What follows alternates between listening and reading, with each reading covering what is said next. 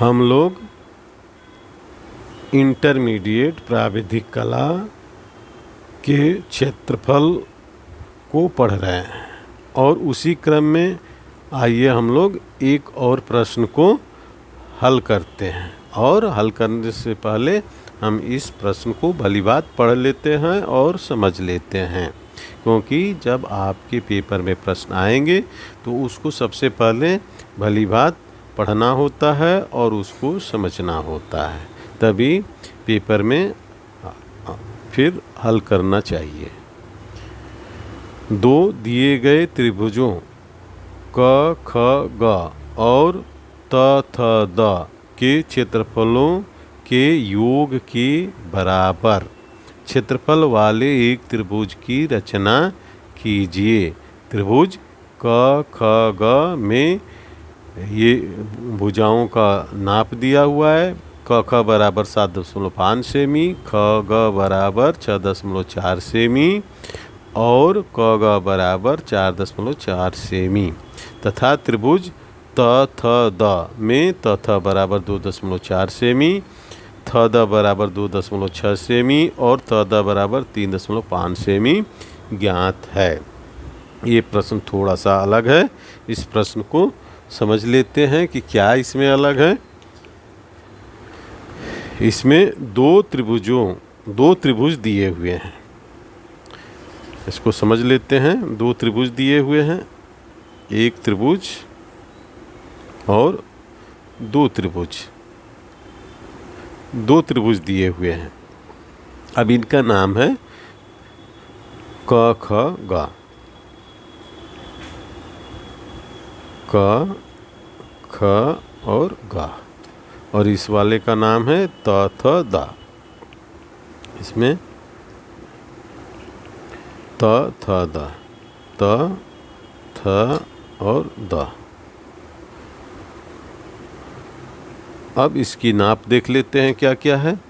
तो त्रिभुज क ख ग में यहाँ पर नाप दिया हुआ है। क ख बराबर 7.5 सेमी और ख ग बराबर 6.4 सेमी और यहाँ पर क ग बराबर 4.4 सेमी तथा त्रिभुज त थ द में त थ बराबर 2.4 सेमी और थ द बराबर 2.6 सेमी और त द बराबर 3.5 सेमी। ये तो दो त्रिभुज दिए हैं। अब इसमें हमें ये देखना है कि क्या दिया हुआ है और रचना किसकी करनी है। थोड़ा सा अब यहाँ समझना है कि क्या दिया हुआ है।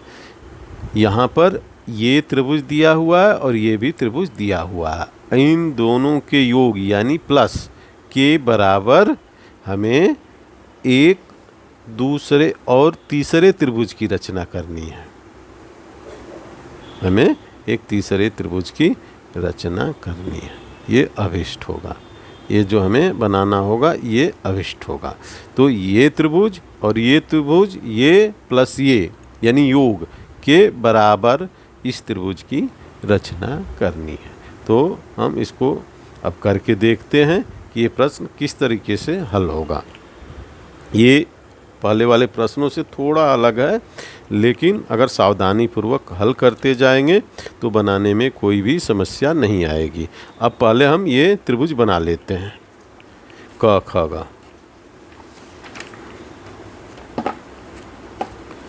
तो त्रिभुज क ख ग हम खींच लेते हैं। अब इसका 7.5 सेमी क ख दिया हुआ है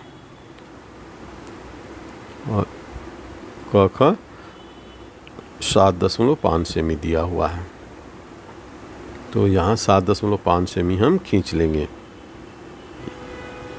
यहाँ से आएंगे 7.5 सेमी तक और ये 7.5 सेमी क और ख इसका नाम हम लिख देंगे और 7.5 सेमी भी लिख देंगे।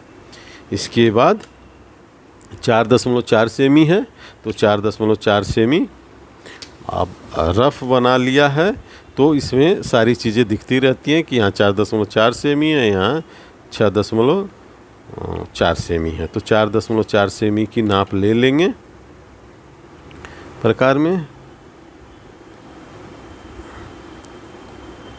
4.4 सेमी का हो गया नाप, थोड़ा सा कम होगा।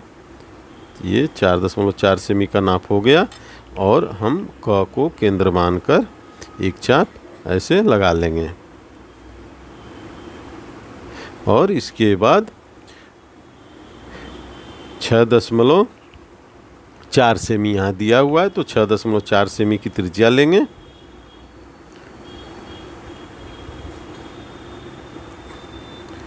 छः 6.4 सेमी की त्रिज्या प्रकार में ले लेंगे और इस चाप को काट देंगे। यहाँ पर ये कट गया। अब ये जो अधिक बढ़ाव होता है इसको मिटा देते हैं, इसीलिए इसको हल्की रेखा में पहले ही खींचते हैं। अब इसे हम मिला देंगे और इसका नाम यहाँ लिख देंगे ग, क्योंकि ये ग बिंदु है। अब ग, ख और ग को मिला देंगे, ख और ग को मिला देंगे। इसके बाद क और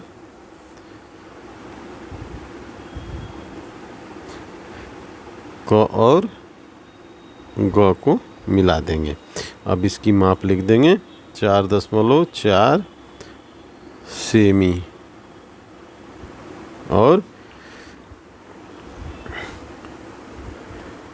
अब इसकी माप अभी बाद में लिखेंगे जैसा स्पेस बचेगा। पहले अब एक और जो त्रिभुज दिया हुआ है ये, इसको हम यहाँ पर जोड़ देते हैं। तो इसकी ये वाली भुजा को उठा करके यहाँ रखेंगे ग ख, ख ग भुजा पर। तो ये 2.4 सेमी है, 2.4 सेमी पर निशान लगा लेंगे इस तरीके से। 2.4 ये यहाँ पर आ गया, ये 2.4 सेमी।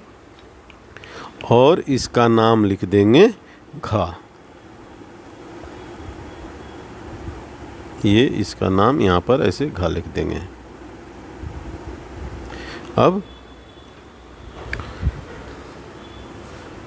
ये भुजा है 3.5 सेमी, तो 3.5 सेमी की त्रिज्या ले लेंगे प्रकार में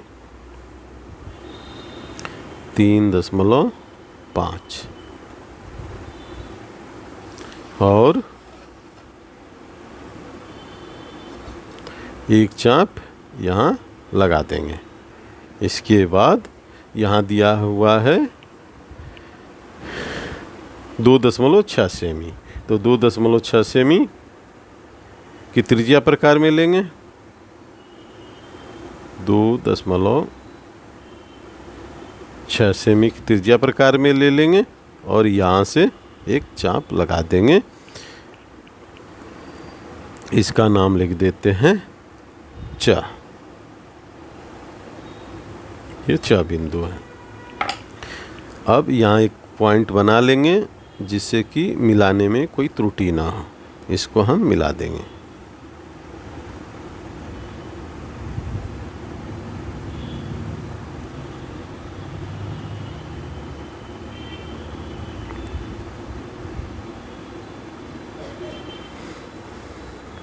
और ये दोनों त्रिभुज बन गए। इस त्रिभुज को एक अलग से भी यहाँ पर शो करना चाहिए, तो इस त्रिभुज को यहाँ पर हम बना लेते हैं। ये वाली भुजा को खींच लेते हैं पहले। इसकी माप 2.4 है।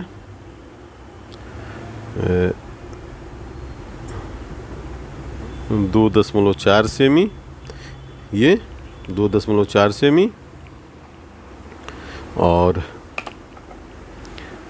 अभी हमने ये लगाया था यहाँ से, तो यहाँ से ये लगा दिया और यहाँ से ये भी लगा देंगे ये। और इसको अभी सही ढंग से नहीं काट रहा है तो इसे थोड़ा सा बढ़ा देंगे। और ये जो बढ़ी हुई रेखा है इसे मिटा देंगे। अब ये यहाँ पर एक त्रिभुज बन गया।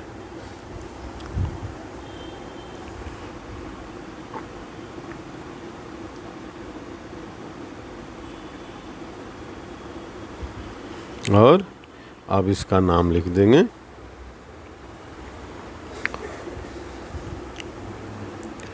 इसमें त थ बराबर 2.4 सेमी, 2.4 सेमी और त और थ, और यहाँ पर द,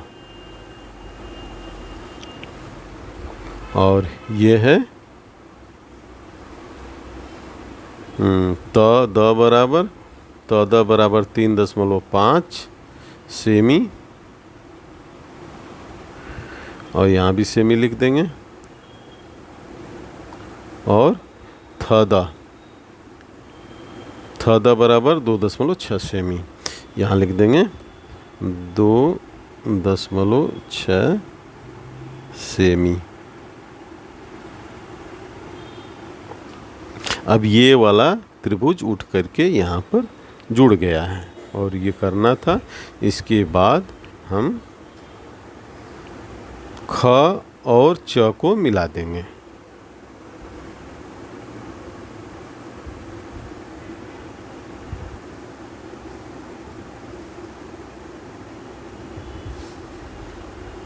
रचनात्मक रेखा में मिलाएंगे, क्योंकि अभी अभिष्ट त्रिभुज हमें प्राप्त करना है, तो इससे पहले सारी प्रक्रिया रचनात्मक रेखा में पूरा करेंगे। इसके बाद सेट स्क्वायर से, सेट स्क्वायर कहाँ गया, सेट स्क्वायर लेंगे और सेट स्क्वायर को ख थ रेखा पर ऐसे लगा लेंगे, और इसके बाद स्केल यहाँ लगाएंगे,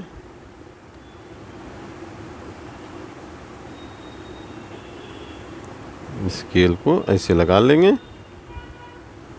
और इसे ले जाएंगे घ बिंदु तक, क्योंकि घ बिंदु से हमें स्पर्श रेखा खींचनी है।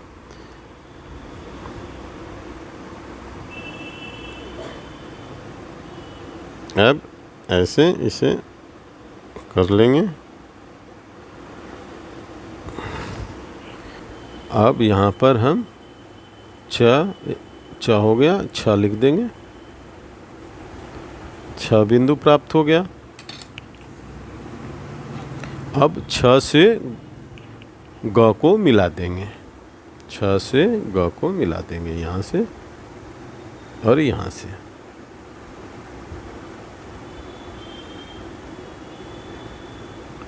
इस तरीके से हमने मिला दिया। सबसे पहले च ख रेखा खींचा, च ख के समानांतर बिंदु घ से एक रेखा खींचा, जो कि क ख को 6 बिंदु पर काट रहा है। बिंदु 6 और ग को मिला दिया। अब 6 ग के समांतर, 6 ग के समांतर, 6 ग के समांतर हमें बिंदु च से रेखा खींचनी है।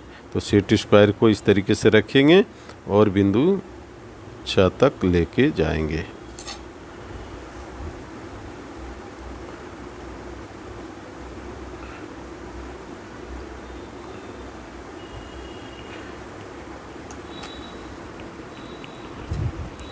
अब ये हमारा निर्णय पूरा होने वाला है। इसको, इस आधार रेखा को यहाँ तक बढ़ा लेंगे और इसे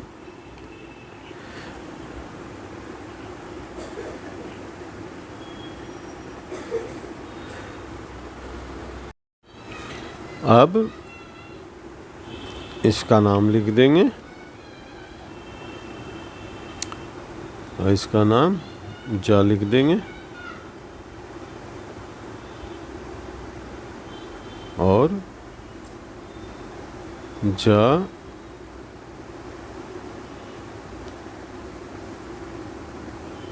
से इसको मिला देंगे, अभिष्ट मिलाएंगे, क्योंकि ये भी एक त्रिभुज की भुजा है। और अब ये भी एक त्रिभुज की इसकी भुजा हो गई, इसे भी अभिष्ट करना होगा।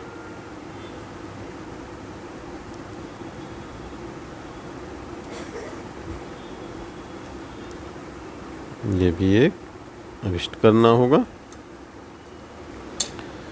अब यहाँ हम लिख देंगे नीचे इसके कि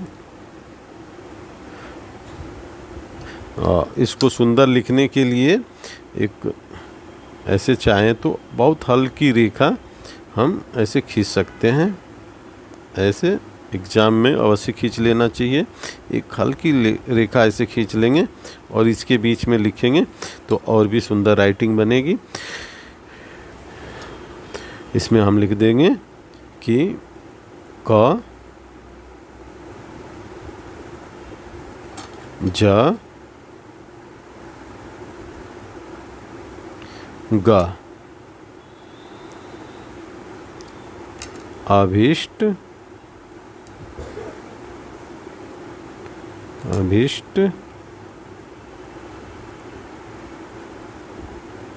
त्रिभुज है। त्रिभुज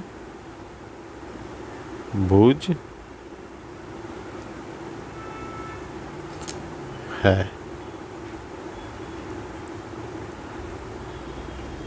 जो कि ये दोनों त्रिभुज जो दिए गए हैं उसके योग के बराबर है।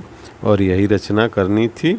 इसको धैर्यपूर्वक अभ्यास करिए और ये समझ में आने लगेगा।